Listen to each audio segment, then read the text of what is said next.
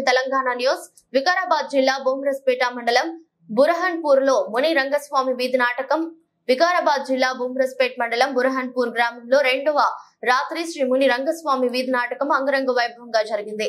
ఊరడంబ మైసమ్మ పోతురాజుల వేషధారణతో బోనాలతో డప్పుల ముద్దతో దేవతలు ఏ విధంగా ఉన్నారు అనేది సమాజానికి తెలియపరిచే విధంగా వేషధారణ వేసి అందరినీ ఆకట్టుకున్నారు.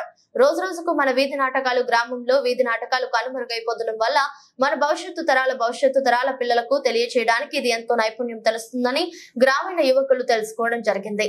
ఈ కార్యక్రమంలో వీధి నాటక పంతులు పెంటయ్య, తబలా మాస్టర్ దోమ నరసింహులు, సాయ పంతులు నిరటి అంజయ్య, నేరటి అంతయ్య, వీధి నాటక కమిటీ అధ్యక్షుడు చుట్టూరి చిన్నయ్య, గ్రామ పెద్దలు పాల్గొన్నారు.